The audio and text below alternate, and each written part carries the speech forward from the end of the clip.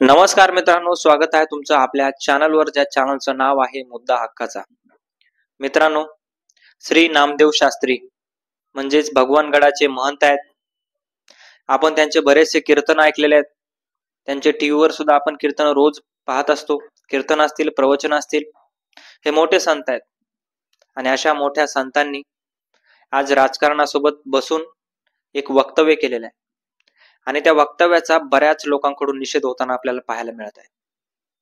बऱ्याचशा आक्षेपार्ह पोस्ट ह्या सोशल मीडियावर व्हायरल होताना आपल्याला आता पाहायला मिळत आहे. त्यांचेच काही फोटो, त्यांचेच काही तपशील आपल्याकडे आलेले आहेत. आणि त्या तपशिलामध्ये एक संतांना शोभा देणारं काम ते करताना दिसत नाही आहेत. तर त्याचे फोटो आणि महाराजांनी याच्याबद्दल बोलणं किती आवश्यक होतं. आणि महाराजाबद्दल आपल्या समाजात जो आदर आहे, तोच आदर नामदेव शास्त्री यांच्याबद्दल सुद्धा आपल्या सर्वांना असायला पाहिजे किंवा आहे.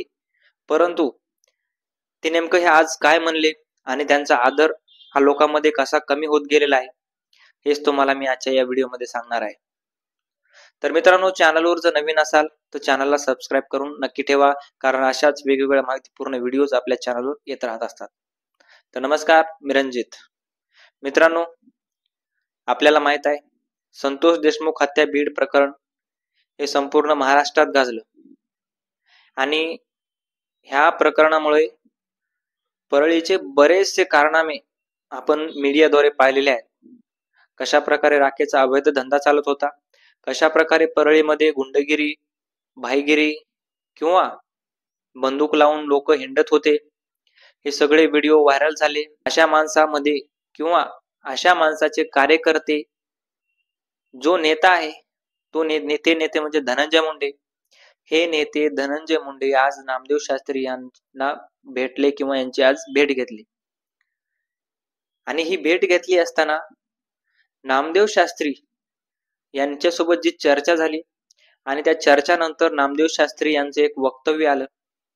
आणि ते वक्तव्य म्हणजे, धनंजय मुंडे हे खूप चांगले आहेत, नेते आहेत. धनंजय मुंडे हे खंडणी घेऊन जगणारे नेते मला वाटत नाहीत आणि ते नेते तसे नाही आहेत. आणि धनंजय मुंडे यांना भगवान गडाचा पूर्ण पाठिंबा आहे. कारण जे आरोपी आहे संतोष देशमुख यांच्या हत्या प्रकरणामध्ये, त्या आरोपींची मानसिकता नेमकी कशामुळे झाली यांना, संतोष देशमुख यांना मारण्याची, हे तुम्ही तपासायला पाहिजे. हे तुम्ही तपासत नाही आहेत आणि उलट त्या आरोपीवर तुम्ही तपास घेता, धनंजय मुंडे यावर संशय घेता, धनंजय मुंडे यांना या प्रकरणामध्ये ओढण्याचा प्रयत्न करता. अशा प्रकारचं वक्तव्य महाराजांनी केलं. मित्रांनो, महाराजांना प्रश्न पडतो प्रत्येक जणाचा किंवा प्रत्येक लोकाचा. जो प्रश्न पडाला तो मी आता तुम्हाला सांगतो. तो म्हणजे, एखादा व्यक्ती समजा सुदर्शन घुले आहे आणि सुदर्शन घुले किंवा कोणीही व्यक्ती, समजा एखादा व्यक्ती एखाद्या कंपनीकडे खंडणी मागायला जातो आणि त्या गावचा सरपंच तिथे जातो. आता तो खंडणी मागा गेलेला व्यक्ती तिथल्या गावातल्या माणसाला, वॉचमॅनला मारहाण करतो. अशा प्रकारची माहिती मीडियावर आली होती.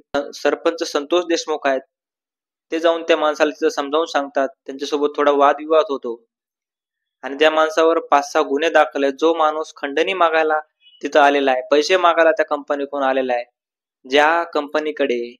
ज्या कंपनी मार्फत गावाला काहीतरी फायदा झाला असता असं संतोष देशमुख यांचं म्हणणं असेल, किंवा गावातील एखाद्या तरुणाला तुम्ही मारहाण केली आणि त्या सरपंचाने तिथे जाऊन जर मिटवायचा प्रयत्न केला, किंवा त्या माणूस जो आता खंडणी मागायला आलाय त्याच्यावर 5-6 गुन्हे दाखल आहे, तो खंडणी मागायला प्लस मध्ये त्या गावातल्या माणसाला मारहाण केली आणि त्याच्यासोबत जर तुम्ही भांडण केले, एखादी त्याला चापट मारली, म्हणजे तुम्ही त्या सरपंचाची डायरेक्ट हत्या करणार का, असा प्रश्न आता महाराज निर्माण होतोय. कारण महाराज, तुम्ही आरोपीला पाठीशी घालणं किंवा जे धनंजय मुंडे आहेत यांच्याबरोबर तुमचे काय संबंध आहेत हे कोणालाही माहिती नाही. परंतु आरोपी जे आहेत त्यांची मानसिकता चेक करा, किंवा तुम्ही त्यांना डायरेक्ट आरोपी सिद्ध केलं, किंवा धनंजय मुंडेचे कार्यकर्ते आहेत म्हणून धनंजय मुंडेला ओढण्याचा प्रयत्न करताय. हे महाराज तुमचं वक्तव्य आज लोकांनी चुकीचं ठरवलेलं आहे.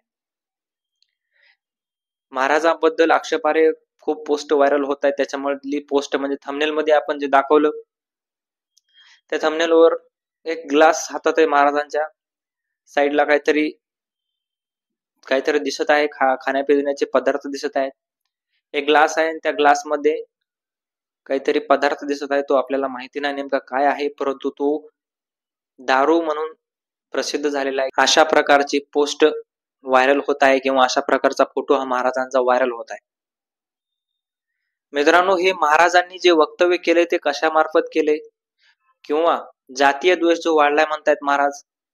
महाराज तुमचं बरोबर आहे, जातीय द्वेष नक्कीच असेल, परंतु जातीय द्वेष कोण करते? जातीय द्वेषामधून नेमकं काय होते? समाजाला संदेश देणारे हे महाराज आहेत.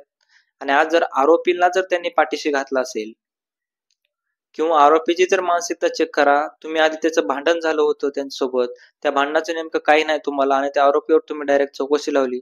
अशा प्रकारचं वक्तव्य करणं किंवा राजकारणामध्ये राजकारणी वक्तव्य करणं हे महाराजांना शोभा देत नाहीये. धनंजय मुंडे कसे आहेत किंवा काय आहेत हे सर्व लोकांना माहित आहे. धनंजय मुंडेंचं जरी चांगले असले किंवा जरी वाईट असले तरी सुद्धा धनंजय मुंडे यांचे जर त्याच्यात काही चुकी नसेल तर त्यांच्यावर सुद्धा काही कारवाई होणार नाही, किंवा ते एक मोठे नेते आहेत, महाराष्ट्राचे मंत्री आहेत, त्यांच्यावर कारवाई नक्कीच होणार नाही. त्याच्यामध्ये नाही सुद्धा असं सुद्धा सिद्ध झालं तरी सुद्धा जे आरोपी आहेत, जे संतोष देशमुख यांची हत्या झालेली आहे, एक माणूस त्यांनी मारलेला आहे ज्या आरोपींनी, त्या आरोपीवर ही कारवाई व्हायलाच पाहिजे ना. तुम्ही म्हणताय त्या चापटीची किंवा त्या भांडणाची चौकशी करा, तर या भांडणाची चौकशी म्हणजे खंडणी मागा गेलेल्या लोकांना, पैसे मागा एखाद्या कंपनीकडे लोक इथे गेलेत, आणि त्या गावच्या लोकांनी किंवा त्या गावच्या सरपंचानं जर अडवलं तर तुम्ही डायरेक्ट त्याला मारणं किंवा जीवानीशी मारणं हे योग्य होतं का? हे तो सुद्धा आज तुमच्याकडे प्रश्न किंवा उत्तर मागतोय महाराज, याचं उत्तर तुम्ही द्यायला पाहिजे.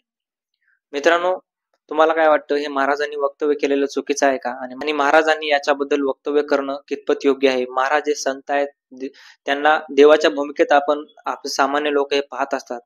त्याच्यामुळे तुम्हाला काय म्हणणं याच्यावर मला कमेंट बॉक्समध्ये नक्की सांगा.